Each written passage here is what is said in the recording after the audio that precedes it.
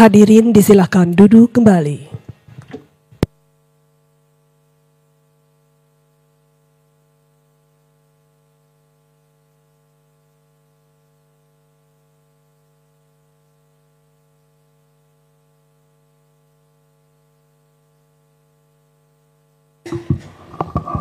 Kita buka persidangan.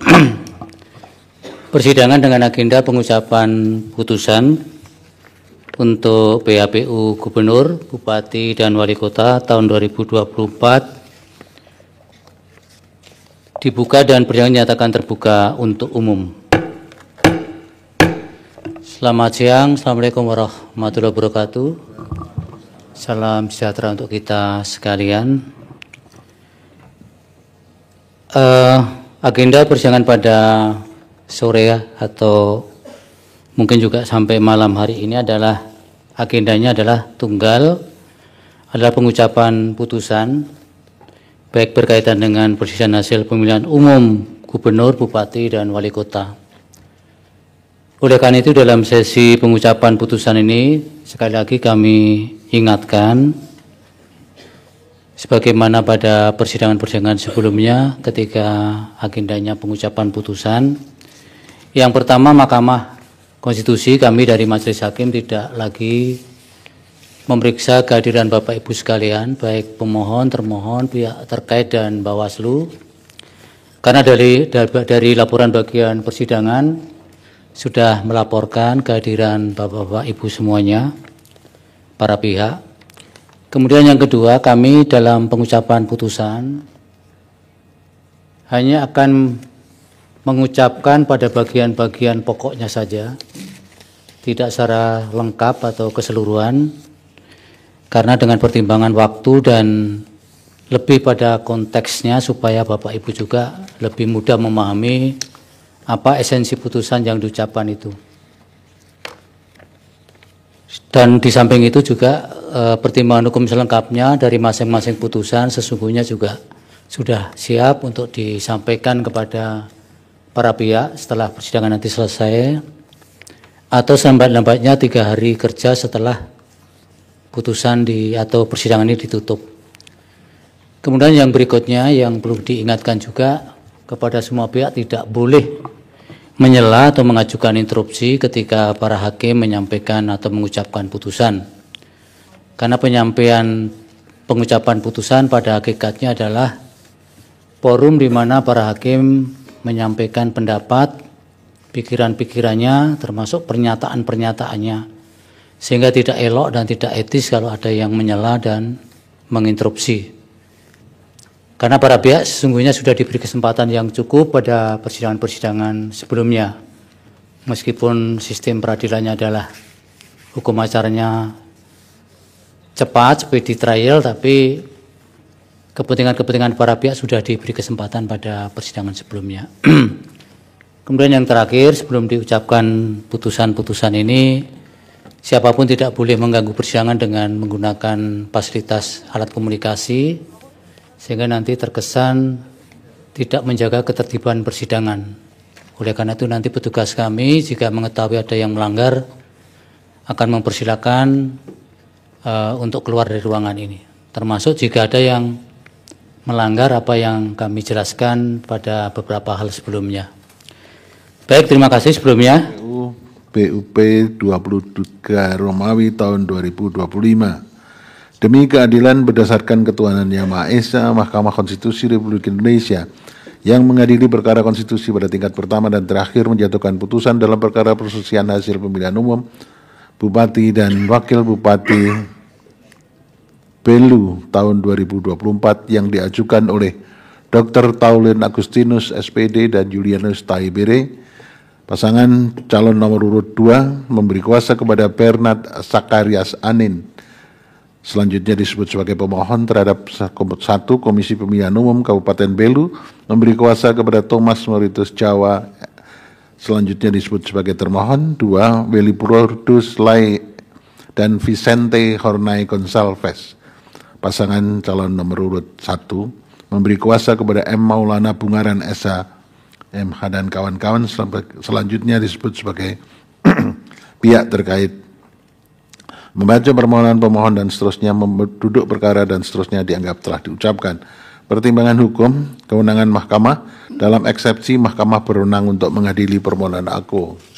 Tenggang waktu pengajuan permohonan pemohon diajukan masih dalam tenggang waktu sebagaimana ditentukan oleh peraturan perundangan. Kedudukan hukum dalam eksepsi, pemohon tidak memenuhi ketentuan pengajuan permohonan sebagaimana dimaksud dalam pasal 158 ayat 2 huruf A Undang-Undang 10/2016 dan seterusnya, bahwa berkenaan dengan tidak terpenuhinya ketentuan pasal 158 ayat 2 huruf A Undang-Undang 10/2016 oleh pemohon, dikarenakan adanya kondisi atau kejadian khusus berupa pemenuhan persyaratan calon wakil Bupati Belu nomor urut 1 dan seterusnya akan dipertimbangkan bersama dengan pokok permohonan.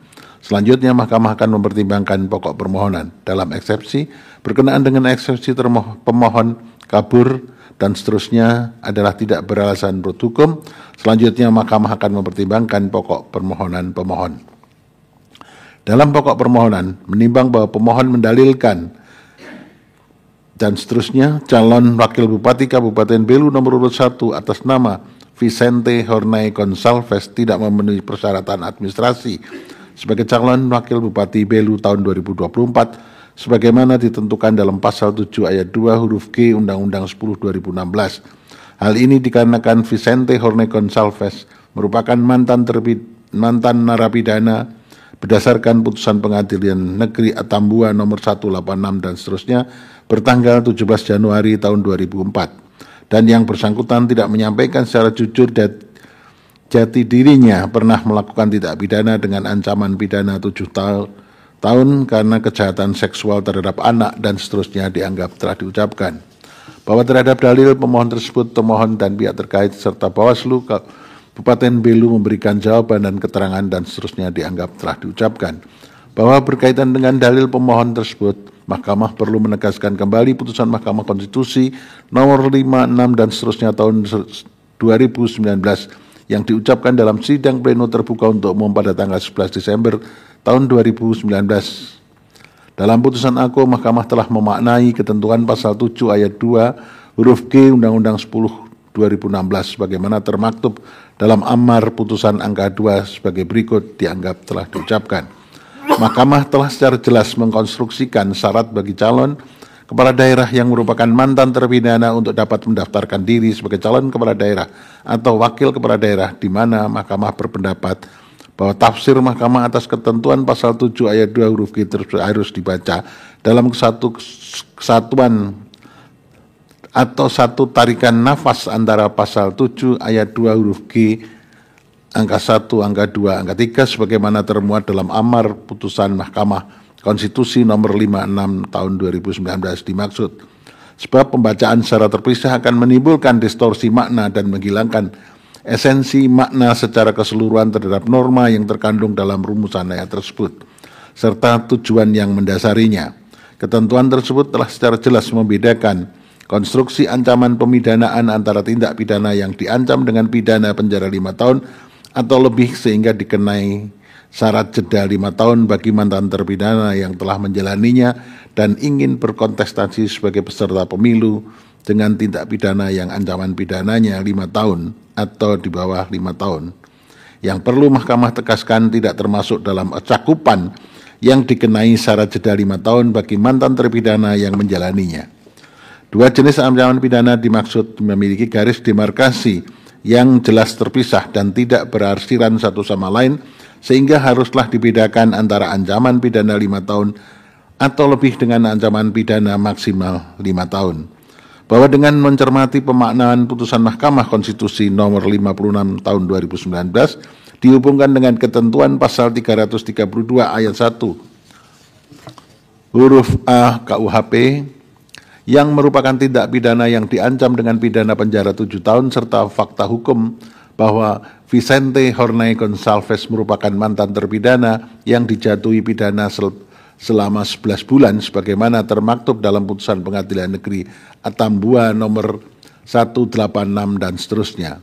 Maka dalam hal ini yang bersangkutan telah selesai menjalani masa pidana dan akan mengajukan diri sebagai calon kepala daerah harus dikenai syarat masa jeda atau masa tunggu 5 tahun dan mengumumkan secara jujur dan terbuka mengenai latar belakang jati dirinya sebagai mantan terpidana dan seterusnya dianggap telah diucapkan. Mahkamah berpendapat calon Wakil Bupati nomor urut 1 atas nama Vicente Horney Gonçalves dijatuhi pidana selama 11 bulan berdasarkan putusan Pengadilan Negeri Atambua nomor 186 dan seterusnya. Namun demikian tidak ada keterangan ataupun alat bukti yang diajukan oleh para pihak maupun Bawaslu Kabupaten Belu yang dapat menerangkan mengenai berapa lama yang bersangkutan telah ditahan sebelum adanya putusan yang berkekuatan hukum tetap, sehingga dapat diketahui berapa lama yang bersangkutan harus menjalani pidana penjara serta kapan yang bersangkutan dibebaskan dari hukuman pidana. Dalam batas penalaran yang wajar, Vicente Horney Gonçalves dibebaskan dari hukuman pidana paling lama pada bulan Desember tahun 2004. Andai didasarkan pada putusan Pengadilan Negeri Atambua nomor 186 tertanggal 17 Januari 2004 dan dikaitkan dengan putusan Mahkamah Konstitusi nomor 56 tahun 2019, maka masa jeda atau masa tunggu 5 tahun yang bersangkutan adalah pada bulan Desember tahun 2009. Oleh karena itu, persyaratan mengenai masa jeda 5 tahun sebagaimana dalam putusan Mahkamah Konstitusi nomor 56 tahun 2019 tersebut telah terpenuhi. Bahwa berkenaan dengan tahapan pendaftaran calon bupati dan wakil bupati pada pemilihan bupati dan wakil bupati Belu tahun 2024 dimulai pada bulan Agustus tahun 2024. Pada saat pendaftaran tersebut, calon wakil bupati nomor urut 1 atas nama Vicente Horney Gonçalves telah memenuhi persyaratan masa jeda, bahkan melebihi waktu 5 tahun. Oleh karenanya, menurut Mahkamah menjadi tidak relevan lagi mempersoalkan masa jeda 5 tahun yang dimaksudkan untuk proses sosialisasi atau interaksi dengan masyarakat. Demikian halnya mengenai syarat mengumumkan secara jujur dan terbuka mengenai latar belakang jati dirinya sebagai mantan terpidana. Menurut Mahkamah terhadap Vicente Horney Gonçalves juga tidak relevan untuk diberlakukan karena hal tersebut mempunyai esensi yang sama dengan keberlakuan masa jeda 5 tahun sebagaimana telah dipertimbangkan di atas. Walaupun Mahkamah tidak mendapatkan bukti mengenai calon wakil bupati nomor 1 atas nama Vicente Gonçalves tidak melakukan pengumuman secara jujur dan terbuka, mengungkapkan bahwa yang bersangkutan mantan narapidana, akan tetapi di dalam forum pernyataan surat rekomendasi catatan kriminal di Kepolisian Resort Belu, Nusa Tenggara Timur, yang bersangkutan dengan tulisan tangan telah menerangkan bahwa dirinya pernah dihukum pada tahun 2004 dan sudah diputus di Pengadilan Negeri Atambua. Selain itu, calon wakil bupati nomor urut 1 Vicente Horney Gonçalves tahun 2007 telah menjadi pegawai negeri sipil di Kabupaten Belu. Bahwa lebih lanjut, rekomendasi Bawaslu Kabupaten Belu nomor 460 dan seterusnya dianggap telah diucapkan, disampaikan kepada termohon setelah termohon menetapkan hasil pemilihan bupati dan wakil bupati Belu tahun 2024. Sehingga menurut Mahkamah, pengusulan bakal calon, pemeriksaan bakal calon, hingga penetapan calon telah dilaksanakan sesuai dengan mekanisme dan tata cara dan serta prosedur yang ditentukan peraturan perundangan. Terlebih pada saat termohon meminta tanggapan masyarakat dalam masa sanggah pencalonan, tidak terdapat tanggapan apapun dari masyarakat. Bahwa berkaitan dengan persoalan calon wakil bupati Kabupaten Belu nomor urut 1 Vicente Horney Gonçalves yang menurut pemohon melakukan kejahatan seksual sebagaimana putusan Pengadilan Negeri Atambua nomor 186 dan seterusnya, Vicente Horney Gonçalves pada tahun 2004 memang pernah dipidana penjara selama 11 bulan dikarenakan menyatakan bersalah melanggar pasal 332 ayat 1 KUHP yang mengatur mengenai kejahatan terhadap kemerdekaan orang sebagaimana termaktub dalam bab 18.